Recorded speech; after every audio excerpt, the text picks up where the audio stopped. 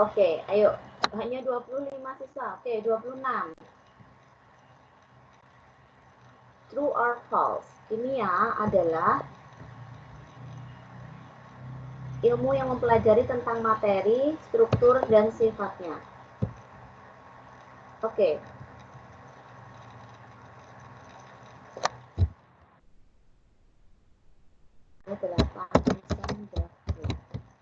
Saya gini lagi, Bu.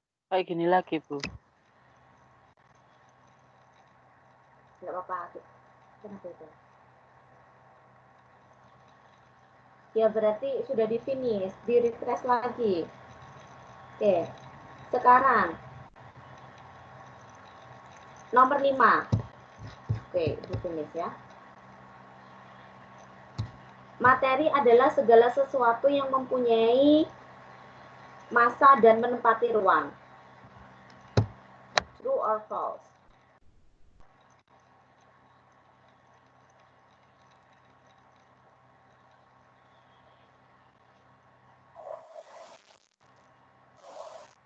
Oke. 19 siswa menjawab.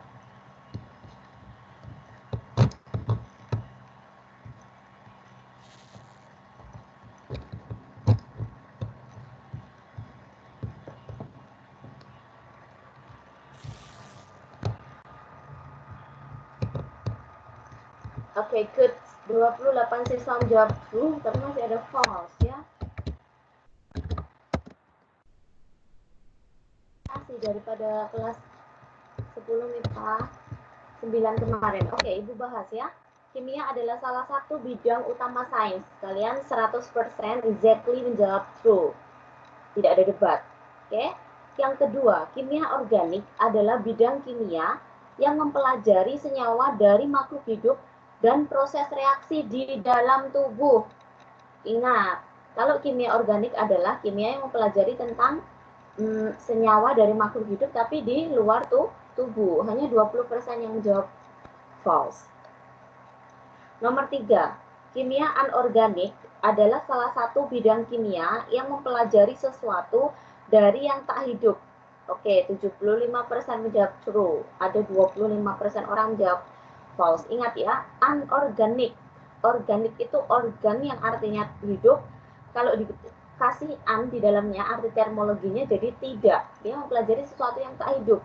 Seperti logam, batuan, mineral, dan seterusnya. Itu ya. Kimia adalah ilmu yang mempelajari tentang materi, struktur, dan sifatnya, perubahan dan energi yang menyertai perubahan tersebut. Ya, 88% menjawab true, ada 12%-an masih menjawab false. Ingat, kemarin kimia itu mempelajari tentang materi, struktur dan sifatnya, perubahan dalam bentuk dinamika, dan energi dalam bentuk energetika. Oke, nomor 5. Materi adalah segala sesuatu yang mempunyai massa dan menempati ruang. 99% menjawab true. Oke, thank you. Sekarang Ibu akan lanjut ke materi. Mari kita berdiskusi. Apa yang akan terjadi jika balon berisi gas hidrogen dikenai sumber api? Pasti kalian akan sepakat bahwa akan memuai dan akhirnya balon itu akan meletus, gitu ya. Tidak perlu menjawab karena waktunya ini singkat. Pasti kita sudah sepakat dan bisa membayangkan itu. Kira-kira kenapa seperti itu gitu ya? Karena dia bersifat karena gas itu juga termasuk materi. Ketika dia dipanaskan nanti pada akhirnya dia juga akan menambah volume dan akhirnya itu memberikan tekanan. Nah, topik bahasan kita adalah tentang hakikat ilmu kimia, tentang peranan ilmu kimia, tentang metode ilmiah, dan tentang keselamatan kerja. Tujuan pembelajaran kita adalah kalian bisa memahami apa itu ilmu kimia, metode ilmiah, dan juga keselamatan kerja. Hakikat ilmu kimia, Ibu sekilas saja, ilmu kimia merupakan bidang ilmu yang mempelajari tentang materi, perubahan materi, serta energi yang menyertai perubahan materi tersebut, gitu ya. Satu lagi ada struktur dan juga sifatnya. Kemudian materi adalah segala sesuatu yang memiliki massa dan menempati ruang atau memiliki volume. Ini sekilas Ibu berikan. Materi hidup itu contohnya manusia, hewan, dan juga tumbuhan. Kalian sudah bisa memahami itu. Materi tak hidup banyak sekali, a lot of many things that itu adalah sesuatu yang bisa kita lihat dalam kehidupan kita sehari-hari. Seperti meja, kamera, kursi, dan benda tak hidup lainnya. Baju, apapun itu, ya. Peranan ilmu kimia sebagai kelompok bidang ilmu itu kimia sangat berkaitan dengan ilmu-ilmu lainnya sehingga kimia disebut dengan the central of science. Jadi kimia ada di tengah-tengah, itu bisa diaplikasikan untuk ilmu kedokteran, bisa untuk farmasi, bisa untuk industri, bisa untuk teknologi, bisa untuk geologi, hukum, dan juga energi. Oke? Jadi kalau kalian nanti mau bekerja di bidang apapun, kalian mungkin saja akan bersinggungan tetap dengan ilmu kimia. Seperti yang Ibu berikan kemarin bahwa ilmu dasar kita adalah matematika, aplikasi dari matematika adalah fisika, aplikasi dari fisika adalah kimia, dan aplikasi kimia adalah biologi, aplikasi biologi adalah kehidupan kita. Ya, di kehidupan. Jadi tidak ada salahnya, tidak ada kerugiannya kita selalu belajar. Berikutnya, dalam bidang kedokteran misalnya terapi kanker menggunakan cobalt 16, ya, itu cobalt itu salah satu logam. Kemudian suntik insulin bagi penderita diabetes. Insulin itu adalah suatu hormon yang seharusnya bisa dihasilkan oleh pankreas kita.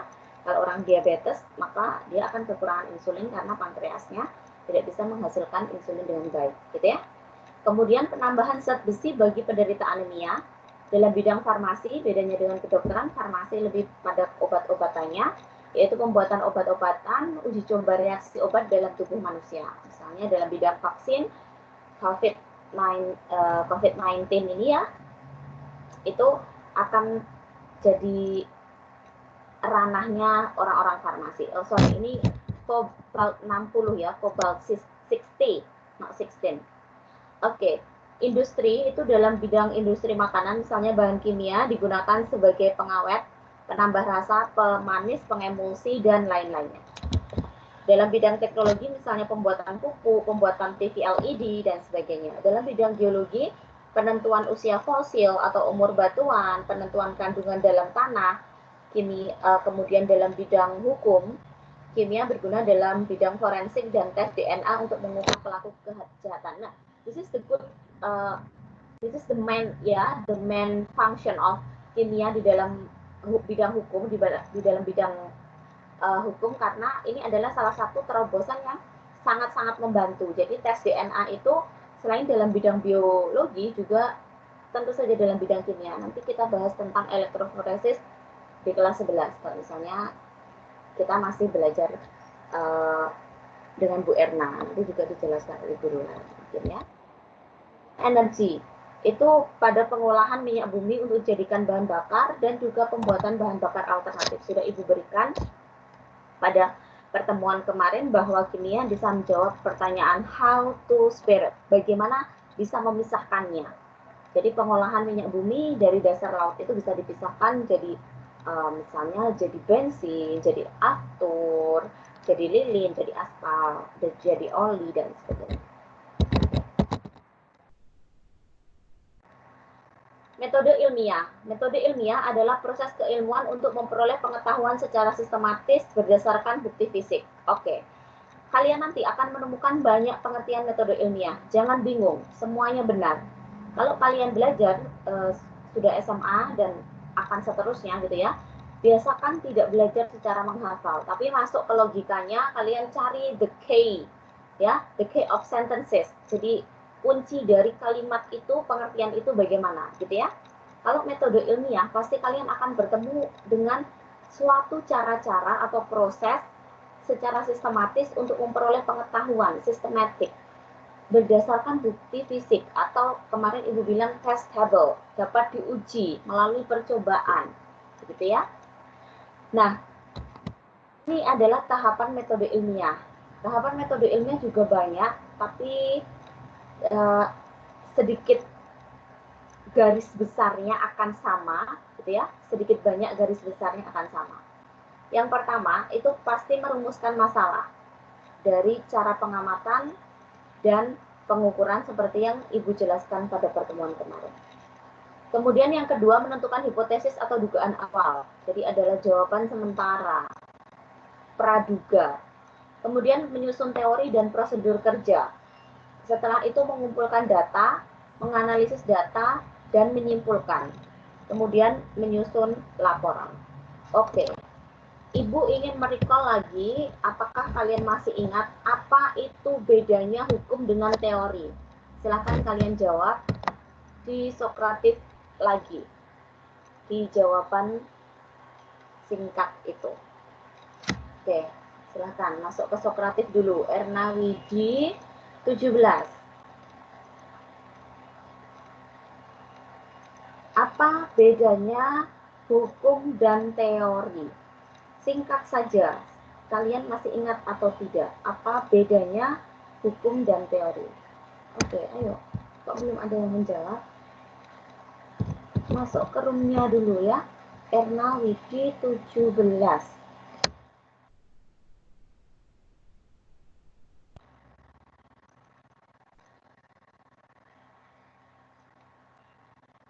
Kok belum ada yang menjawab? Gambarnya kayak gini dah, Bu. Hmm?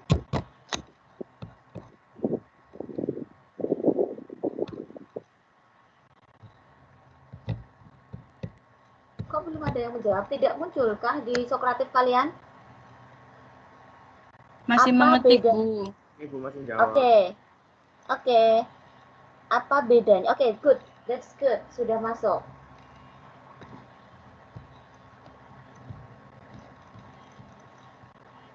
Oke. Soalnya apa? Ulang, Bu. Kenapa Geo? Geo kenapa lagi nak? Soal, Bu, soal. Soalnya, apa bedanya teori dengan hukum? Oke, good answer. Hukum sudah dibuktikan, teori belum. Hukum adalah ilmu yang polanya teratur, sedangkan teori penjelasan why. Oke, that's good. Hukum itu, sedangkan teori adalah teori itu konsep. Oke, teori adalah jelaskan.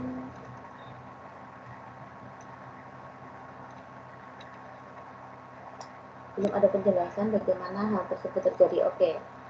Teori penjelasan tentang apa yang diamati hukum adalah belum ada penjelasan bagaimana hal tersebut terjadi. Oke. Jika hukum adalah sudah dibuktikan, namun jika teori adalah masih dugaan. Oke. Masih 16 yang menjawab. Oke, good. Hukum merupakan hal yang sudah teruji melalui pengamatan, teori merupakan hal yang masih belum teruji dengan pengamatan. Oke. Hukum sudah dibuktikan dengan teori adalah pendapat atau ulasan dari seorang. Teori adalah penjelasan atas fenomena atau penyebab fenomena, hukum adalah prediksi fenomena. Oke. Ada lagi? Ayo, masih 19.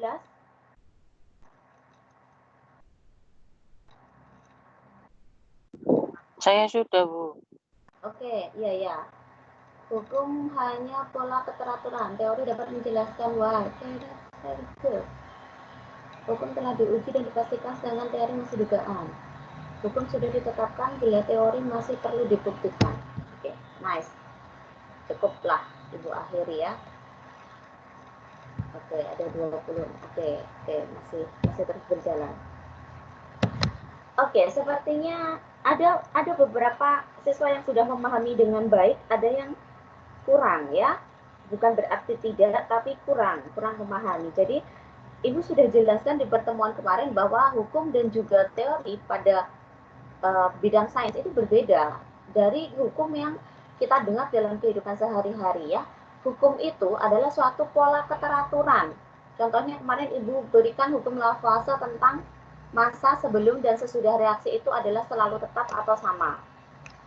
Sedangkan teori itu adalah yang dapat menjelaskan why fenomena-fenomena keteraturan itu ada di hukum itu. Dia bisa menjelaskan hukum tersebut, why. Gitu ya, why-nya itu ada di teori gitu. Tadi sudah ada yang menjawab dengan exactly ya, benar. Oke.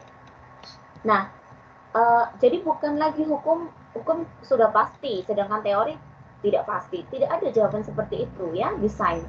Hukum adalah pola keteraturan, tapi dia tidak bisa menjelaskan mengapa seperti itu.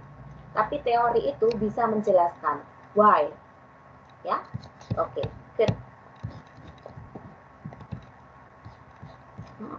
Tinggal sedikit waktunya. Sepertinya nggak nutut ini. Oke, kita masih punya sekitar 7 menit. Jadi ada keselamatan kerja di dalam laboratorium. Untuk menghindari kecelakaan saat bekerja di laboratorium, itu diperlukan peralatan yang memadai untuk melindungi diri yang disebut sebagai APD, alat pelindung diri. Ini adalah alat pelindung diri yang SOP standarnya ya di laboratorium. Ada jas laboratorium, ada kacamata atau goggles, ada masker, dan juga ada sarung tangan khusus. Seperti ini ya, kira-kira gambarnya kalau orang bekerja di laboratorium. Tapi kalau kalian masih di senior high school, kalian tidak perlu memakai goggles, tidak perlu memakai gloves ya. Itu biasanya digunakan di perusahaan-perusahaan besar atau mungkin di kedokteran juga seperti itu ya, safety-nya. Jadi kalian hanya perlu memakai jas lab. Nanti kalian harus punya jas lab, entah pinjam atau beli. Kemudian sekarang tentu saja masker adalah kebutuhan pokok kita gitu ya, kebutuhan pokok. Nah, hari ini Ibu akan menjelaskan mengenai ini, nanti akan Ibu review kembali di pertemuan berikutnya ya, karena kita pertemuannya sama-sama. Ada beberapa equipment atau peralatan laboratorium yang perlu kalian tahu. Gambar yang pertama ini disebut sebagai burette. Ini adalah clamp statifnya, tempat untuk dudukannya burette ini. Fungsinya burette itu untuk mentitrasi. Titrasi itu apa, Bu? Titrasi itu adalah penentuan asam dan basa. Jadi di dalam kimia nanti kalian akan belajar tentang asam dan basa. Kemudian di sini ada labu Erlenmeyer. Labu Erlenmeyer itu bentuknya seperti ini atau flux gitu ya. Kemudian ini ada bunsen. Kalau kalian di dalam laboratorium nanti kalian jarang menemukan bunsen, tapi kalian akan menemukan spiritus ya. Kemudian ini adalah kaki 3, ini kasanya kaki 3 seperti ini ya. Kemudian mikroskop kalian sudah paham, tidak perlu Ibu jelaskan, di biologi juga sudah.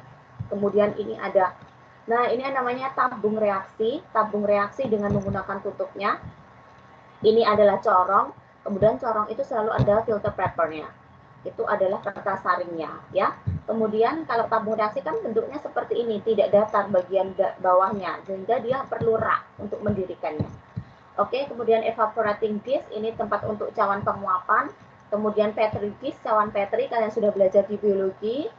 Kemudian ada crucible, ini fungsinya hampir sama dengan evaporator disk, tapi ini biasanya digunakan untuk menempatkan zat-zat padat, bubuk seperti itu ya. Kemudian mortar dengan alu, ya, pestle and mortar, ini digunakan untuk menumbuk. Kemudian ini ya, graduated cylinder. Graduated cylinder itu adalah gelas ukur. Kemudian ada suntikan, ini jarang digunakan, tapi yang sering digunakan adalah dropper. Dropper ini adalah pipet tetes. Kemudian pipet yang ini bentuknya nanti ada valve-nya, ada seperti ya semacam karetnya ini. Nanti Ibu berikan penjelasannya di pertemuan selanjutnya saja ya. Ada pipet.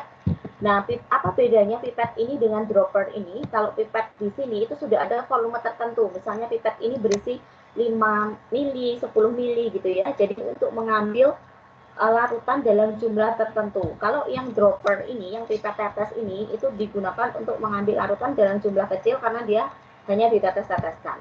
Kemudian tongs ini digunakan untuk menjepit. Nah, biasanya kan kita menggunakan tabung reaksi kemudian dipanaskan kan. Kalau kita menggunakan labu Erlenmeyer langsung bisa didudukkan di kaki 3. Tapi kalau kita menggunakan test tube atau tabung reaksi, maka kita harus menggunakan jepit ini kemudian dipanaskan, gitu ya.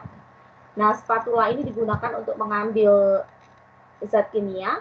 Kemudian ada retor ini jarang digunakan, biasanya juga untuk penguapan atau distilasi. Ada magnet.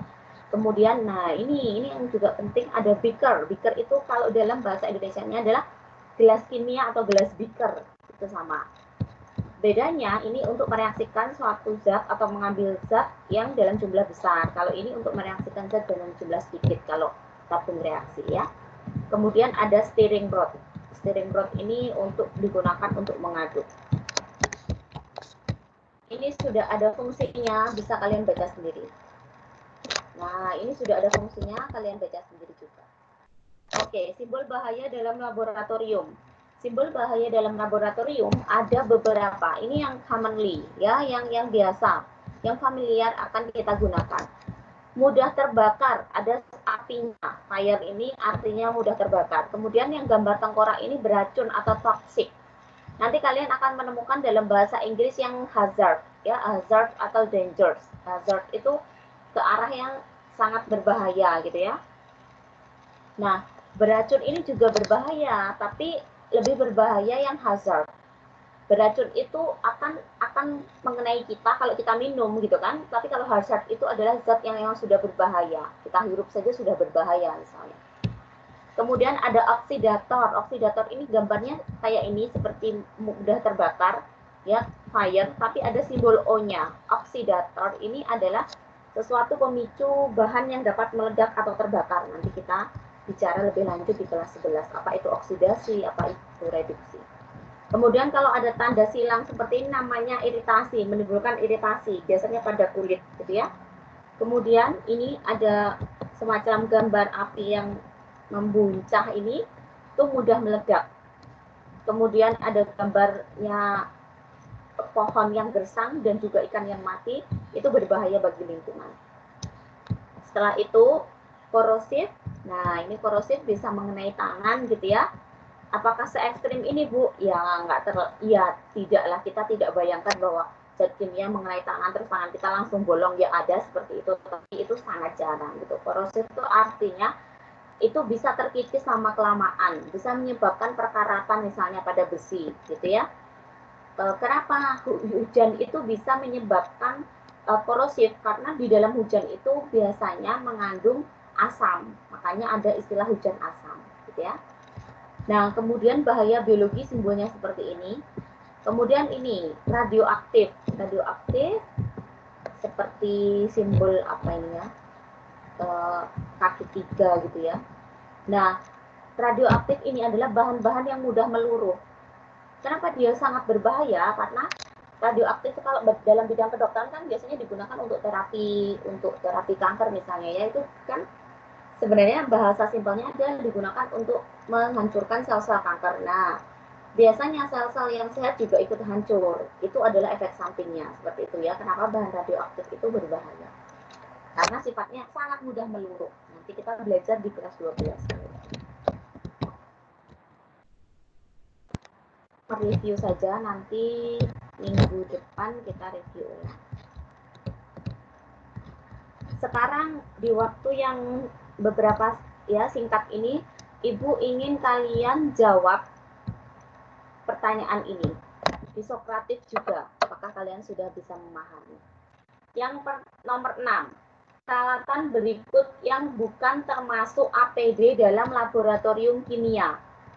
Oke. A. Laboratory coat, B. goggles, C. gloves, D. mask, E. safety helm. Oke. Ada 21, oke, 23, 24 yang menjawab tapi masih 6.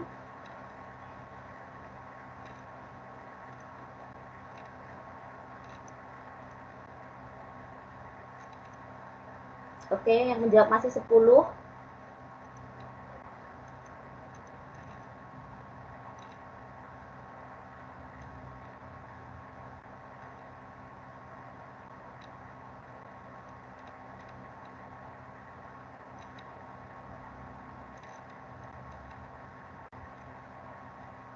Oke, ada A, ada D, ada E, pilihannya bervariasi.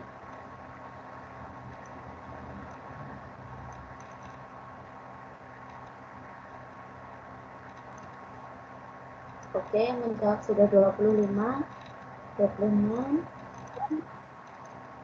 Good. Oke, mayoritas jawabannya sudah benar ya, safety helm ya. APD, kenapa masih ada yang jawab laboratory coat? Laboratory seperti itu adalah Just Lab ya nak ya, itu adalah salah satu APD. Kemudian yang masker ya, itu salah satu APD juga. Tapi kalau safety help itu tidak digunakan di laboratorium kimia. Safety help itu biasanya digunakan untuk orang-orang yang bekerja di teknisi, seperti teknik sipil dan seterusnya. Oke, ini berikutnya. 7. Alat laboratorium yang digunakan untuk mengencerkan larutan hingga volume tertentu dinamakan apa? Oke, good.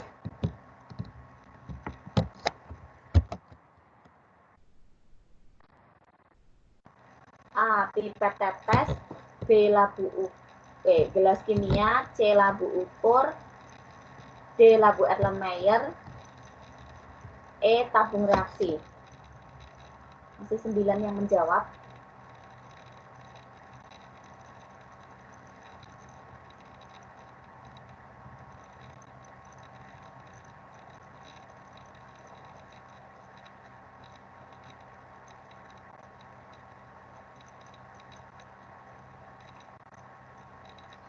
Masih 17.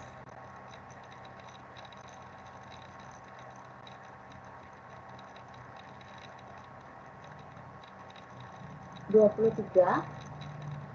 Oke.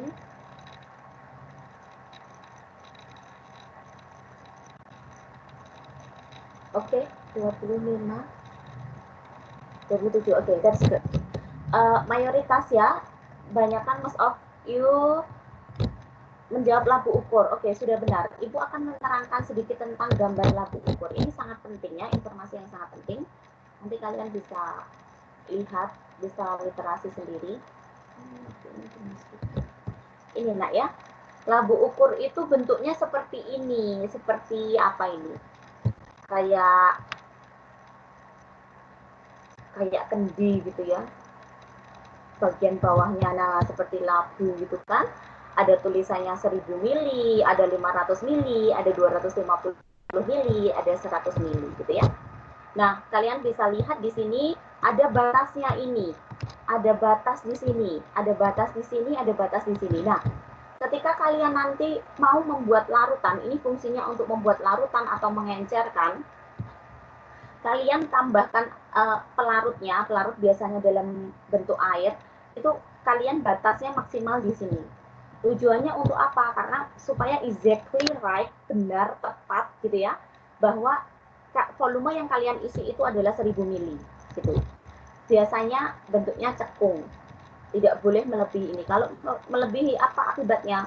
Maka kalian tidak tepat membuat larutan itu, karena larutan dalam kimia itu punya konsentrasi satuannya molaritas.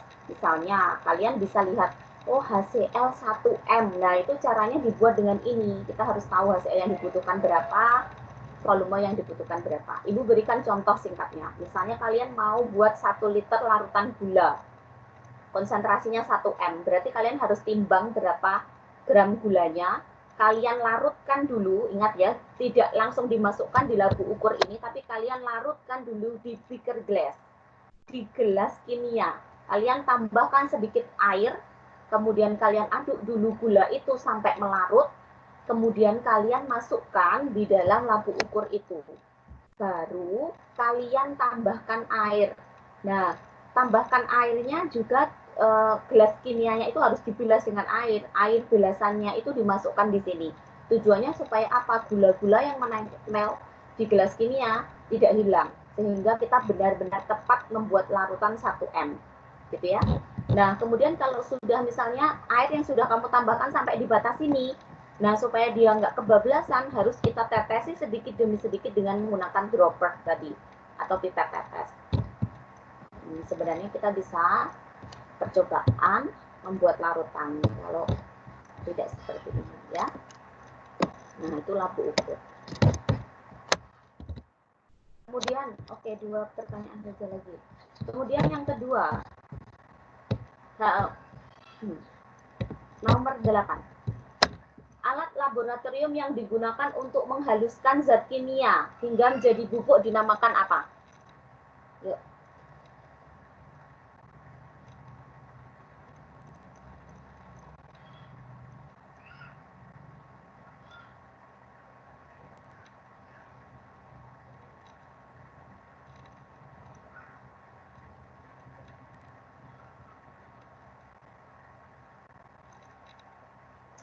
A. Mortar dan alu, B. Crucible lid, C. Crucible tang, D. Cawan Petri, E. Kaca arloji. Oke, sudah 24 siswa yang menjawab.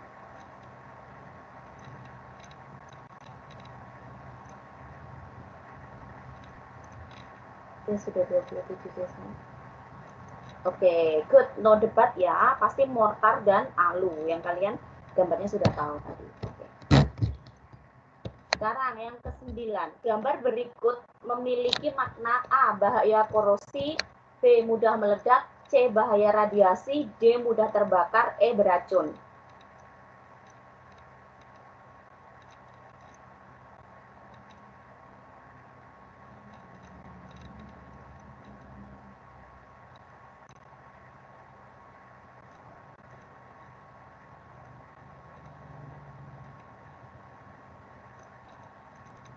Oke.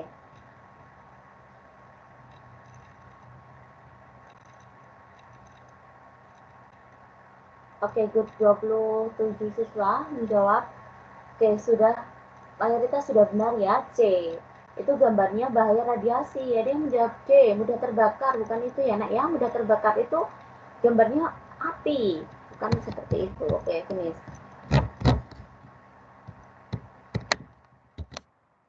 Simbol yang tepat mengenai bahan kimia beracun.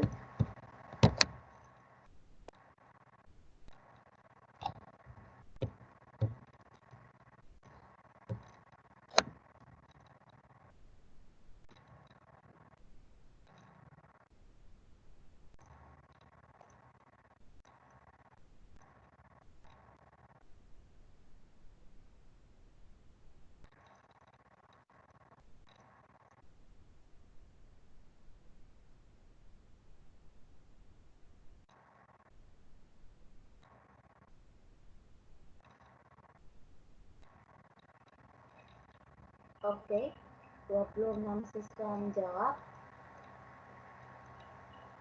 Ya. Oke, good. Thank you. Exactly ya. Ini yang beracun adalah gambar tengkorak. Kalau gambar pohon yang gersam dan ikan yang mati adalah berbahaya bagi lingkungan. Kalau gambar X ini adalah iritasi, ini adalah mudah meledak, ini adalah gambar fire dengan ada simbol O ini sebagai oksidator. Oke, good. Thank you. Oke, sebelum Ibu akhiri, sebenarnya kita masih kuis, tapi tidak apa-apa. Nah, untuk tugas di rumah, kalian kerjakan LKS halaman 16 sampai dengan 18, bagian A dan B. Itu langsung di LKS, kemudian kalian foto, kalian ubah ke format PDF, upload ke link OneNote, dengan pilih insert file printout. Bagian tugas bab 1 ya, tetap di bab 1 tapi kalian tambahkan plus page-nya. Terus kalian beri judul tugas LKS bab 1 Hakikat Ilmu Kimia. Ini nanti Ibu akan share di Teams, kalian bisa baca sendiri slide ini. Oke ya, itu dikumpulkan paling lambat hari Minggu pukul 24.00. Jadi hari Senin sudah dapat kita bahas. Oke. Ibu ada sedikit pesan dari menyadur quote dari Indra Sugiarto ya. Telan rasa sakitnya. Jangan lagi lompati prosesnya, telan dan rasakan tekanan yang memang harus kamu terima untuk tumbuh. Jangan jadi pemalas yang ingin harum seketika. Ya. Jadi Ibu harapkan Ibu keras terhadap MIPA 4, Ibu cerewet terhadap MIPA 4, itu tujuannya untuk kalian, bukan untuk Bu Erna sendiri. Kalian tidak ikut pembelajaran, kalian tidak mengerjakan tugas, tidak berpengaruh kepada Bu Erna. Tapi itu berpengaruh terhadap kalian, ya, apalagi orang tua kalian. Seperti itu, nak ya. Ibu punya prinsip kehidupan bahwa orang yang hidup itu seperti orang yang naik gunung. Kamu akan terus kelelahan untuk naik, gitu ya. Tapi kamu harus naik, karena di gunung itu kalau kamu diam dan berhenti, kamu akan merasakan dingin dan akhirnya mati. Ya, istirahat itu tidak apa-apa. Istirahat tidak apa-apa. Malas-malasan tidak apa-apa.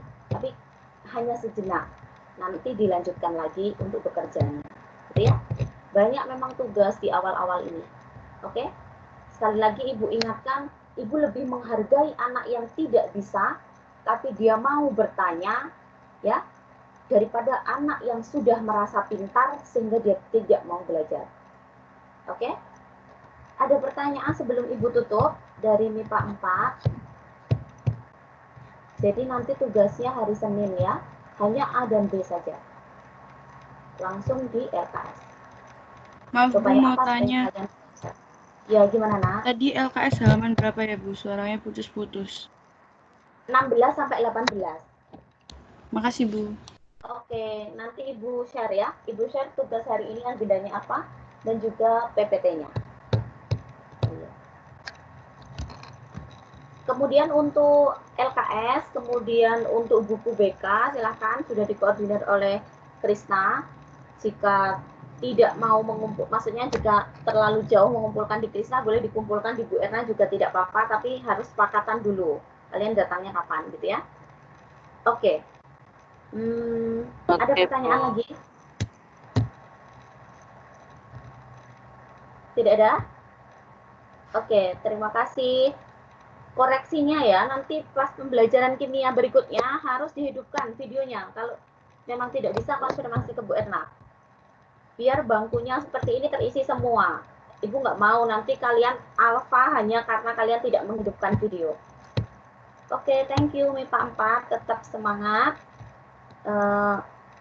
Ibu harapkan kalian responsif ya ketika ada Bapak Ibu guru yang memberikan informasi. Oke, thank you. Selamat pagi. Pagi.